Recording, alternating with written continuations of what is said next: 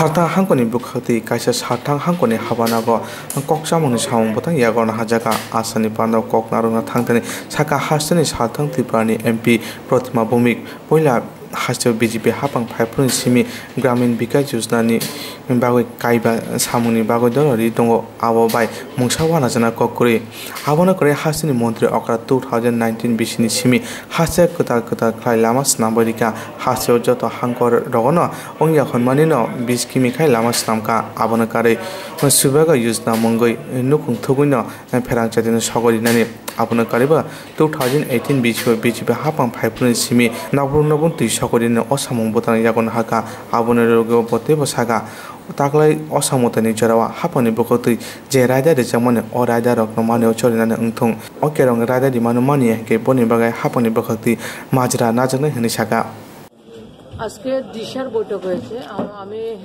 Member of parliament হওয়ার পরে এটা প্রথম ওয়েস্ট ত্রিপুরার দিশার বৈঠক দিশার বিষয়টা হচ্ছে সেন্ট্রাল গভর্নমেন্টের গোটাটা আর জেলাতে দিশার চেয়ারম্যান হচ্ছে মেম্বার অফ পার্লামেন্ট আর স্টেটে হচ্ছে মাননীয় মুখ্যমন্ত্রী।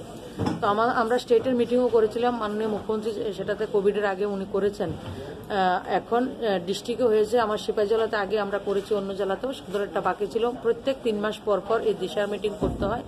দিশাটা হচ্ছে গোটাটা বিষয় হচ্ছে যে রুরাল ডেভেলপমেন্ট, ছোট ছোট মিনিমাম 11 থেকে 15টা ইস্যু রয়েছে, যেটা পিএমজি ওয়াইজ প্রধানমন্ত্রী আবাসন যোজনা থেকে মনরেগার কাজ থেকে শুরু করে জলসেচের ব্যবস্থা, পানীয় জলের ব্যবস্থা, রাস্তাঘাট, ব্রিক রোড হোক, প্রধানমন্ত্রী গ্রাম সড়ক যোজনা হোক, সমস্ত বিষয় এটার মধ্যে রয়েছে।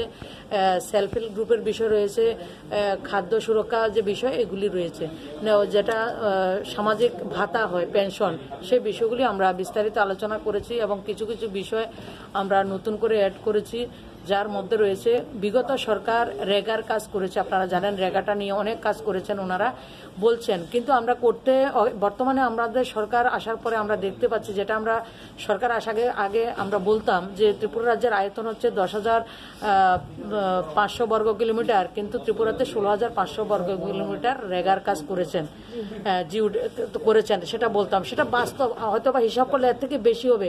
ত্রিপুরা রাজ্য, গোটা ত্রিপুরা রাজ্যের ড্রেন, আগরতলা ড্রেন পর্যন্ত জিও ট্রেকিং রয়েছে।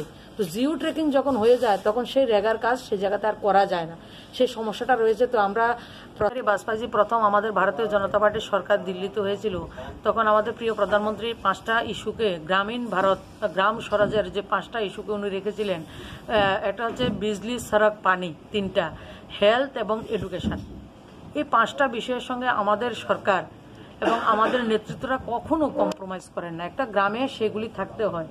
তো সেই আমাদের দেখেছেন মিশন মুডে আমাদের মুখ্যমন্ত্রী 2019-এ মিশন মুডে গোটা রাজ্যে একদিনে অনেক ব্রিক রুট করেছেন, নিজেও উনি হাত লাগিয়েছেন, উপমুখ্যমন্ত্রীর সঙ্গে ছিলেন। তো মিশন মুডে অনেক জায়গায় রাস্তা হয়েছে, আরও যদি রোডের প্রয়োজন হয় সেটা আমরা করব। আমাদের রাজ্যে এক একটা ব্লকে কম করে একবার অন অ্যাভারেজ 20 কিলোমিটার রাস্তা একদিনে হয়েছে, ব্রিক রোড, যেটা আমরা কখনো স্বপ্নেও ভাবতে পারিনি। এক একটা রাস্তার জন্য কয়েক 10 বছর 15 বছর পর্যন্ত আমাদের কাছে এসে বলে 25 বছর রাস্তার জন্য বলছি, রাস্তা হয়নি, এমন রাস্তা আমরা করেছি। সেটা মুখ্যমন্ত্রীর মিশন মুড যে একটা চালু করেছিলেন, উনি নিজে সেই জায়গায় ইট লাগিয়েছেন, উপমুখ্যমন্ত্রী ইট লাগিয়েছেন, তার জন্য সেটা সম্ভব হয়েছে। সবচেয়ে এক ব্লকে গত 1.5 বছরে 90 কিলোমিটার পর্যন্ত ব্রিক রুট নির্মাণ হয়েছে। তো সেই কাজগুলি, বিজলি যেটা সৌভাগ্যম যোজনা, সব জায়গায় ফ্রিতে কারেন্ট দেওয়া হচ্ছে, জলের ব্যবস্থা। আমাদের রাজ্যের মাননীয় মুখ্যমন্ত্রী 2018 সালে সরকার আসার পরে 2018 সালের নভেম্বর মাসে অটল জলধারা রাজ্য সরকারের একটা স্কিম উনি করেছেন, প্রতি ঘরে জল, প্রতি ঘরে নল। যদিও এখন মোদি টু গভর্নমেন্ট আসার পরে উনি আমাদের আদরণীয় প্রধানমন্ত্রী ঘোষণা করেছেন 2024 পর্যন্ত প্রতি ঘরে, ভারতবর্ষের প্রতি ঘরে জল, প্রতি ঘরে নলের ব্যবস্থা করে 15 কোটি পরিবারকে দেওয়া হবে। তো সেই মোতাবেক আমাদের রাজ্যের আমাদের মুখ্যমন্ত্রী টার্গেট নিয়েছেন, যেটা 2024 পর্যন্ত, সেটা 2022-এর 15ই আগস্টের মধ্যে আমাদের মুখ্যমন্ত্রীর আদেশ, সেটা আমরা সবাই সেটাকে ফলো করছি।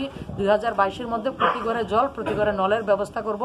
আপনারা হয়তোবা জানেন, তারপর আমি বলছি, আমাদের রাজ্যে আমাদের সরকার আসার আগে যে পরিস্থিতি ছিল পানীয় জলের, সেটার সার্ভে করে দেখা গেছে 25 বছরে 2% পরিবারে পানীয় জলের ব্যবস্থা ছিল, বিশুদ্ধ পানীয় জল। সেটা আমাদের সরকার 100% করার জন্য কাজ করছেন।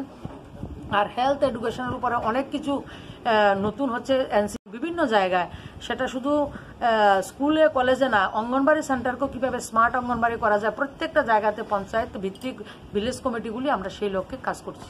দুর্গাপূজা নিয়ে কি কোনো না, দুর্গাপূজা নিয়ে আমরা জনপ্রতিনিধিরা রয়েছেন তাদের কাছে আমরা অ্যাপ্রোচ রেখেছি। আমাদের সরকার, কেন্দ্রীয় সরকার এবং রাজ্য সরকার আমাদেরকে রক্ষা করার জন্য যে ধরনের নিয়ম নীতি তৈরি করেছেন সেই নিয়ম নীতি মধ্যে থেকে যাতে আমাদের দুর্গাপূজা করা হয় তার জন্য আবেদন রেখেছি। ম্যাডাম, কোনো ক্লাব তো তার লঙ্ঘন করছে, সেটা প্রশাসন দেখবে, সেটা টোটালি প্রশাসনের ব্যাপার, সেটা আমাদের বিষয় না। প্রশাসন যেইভাবে আমাদের রক্ষা করার জন্য বিগত দিনও কাজ করেছেন আমরা সহযোগিতা করেছি, আগামী দিনও প্রশাসন যেভাবে কাজ করে আমরা তাদের সঙ্গে সহযোগিতা করব। গভর্নমেন্টকে দিয়ে সেই বিগত সরকার যেটা করেছেন, আসলে রেগার কাজ করার কথা বলে জিও টেকিং করে টাকা আত্মসাৎ হয়েছে, বাস্তবিক পক্ষে যেটা পার্মানেন্ট অ্যাসেট ডেভেলপমেন্ট হয়নি এবং মানুষও পয়সা পায়নি।